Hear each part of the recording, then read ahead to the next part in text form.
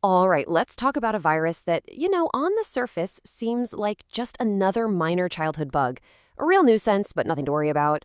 But beneath that really mild facade, there's a devastating secret. This is the story of rubella, and honestly, why it's a tragedy that should never, ever happen. I mean, what if a simple, fleeting rash, the kind of thing most of us would just shrug off, could actually lead to lifelong, severe disabilities? That's the central paradox of rubella, and that's exactly what we're going to break down right now. Okay, so let's kick things off with how rubella usually shows up. And honestly, for the most part, it looks completely and totally harmless, deceptively so. So what is rubella really? Well, at its core, it's a contagious virus, and it causes a rash. For the vast majority of people who get it, it's a pretty mild thing. And hey, there's one silver lining, right? Once you've had it, you're immune for life. Now get this number, 50%. Half. That's how many rubella cases have zero symptoms. Absolutely none. Just think about that for a second. Half the people with this virus are walking around, actively spreading it, and they have no idea they're even sick. It's the perfect silent spreader. And for the other half, the ones who do get symptoms, well, it's pretty much what you'd expect. A bit of a fever, feeling kind of crummy, some swollen glands in your neck, and of course, that classic rash that's usually gone in less than a week. Honestly, it looks just like a dozen other common, totally non-threatening childhood illnesses.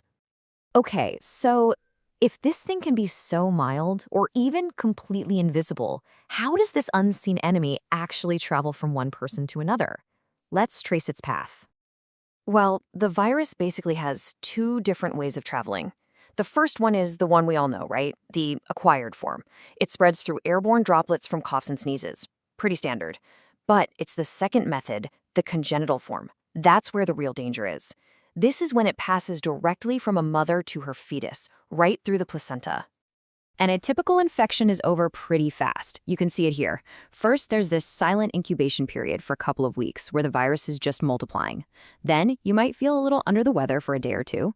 After that, the rash pops up, but it's gone in like 5 days max. And then, poof, you're fine. Complete recovery. No harm, no foul. Or, so it seems. And this is where the whole story just completely changes. It's a heartbreaking turn.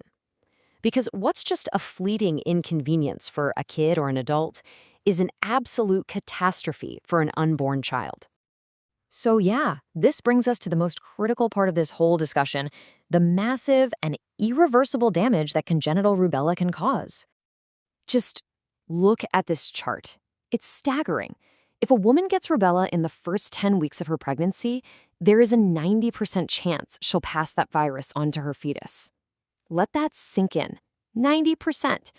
Now, sure, the risk drops later on, but in that critical early window, when everything is developing, the virus is just brutally efficient at getting through.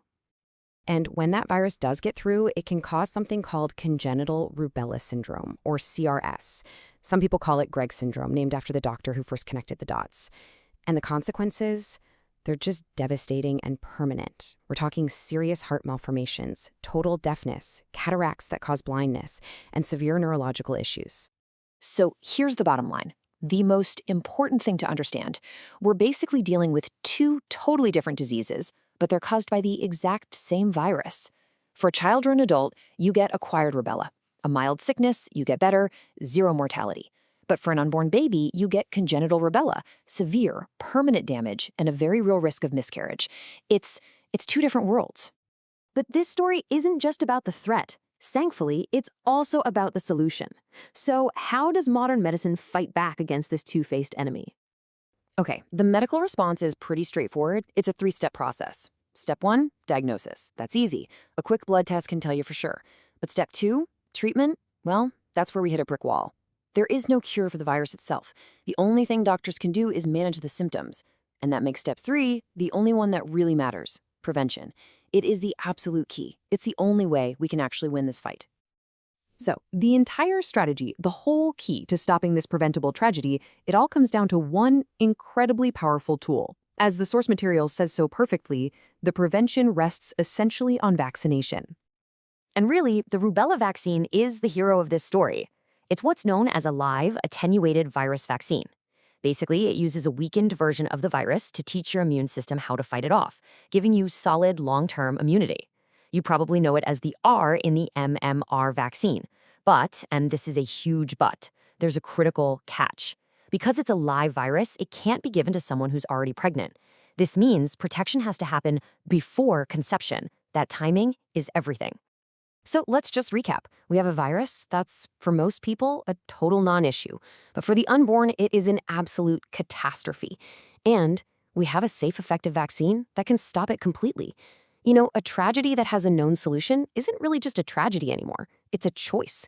And the only question left for all of us is, are we making the right one?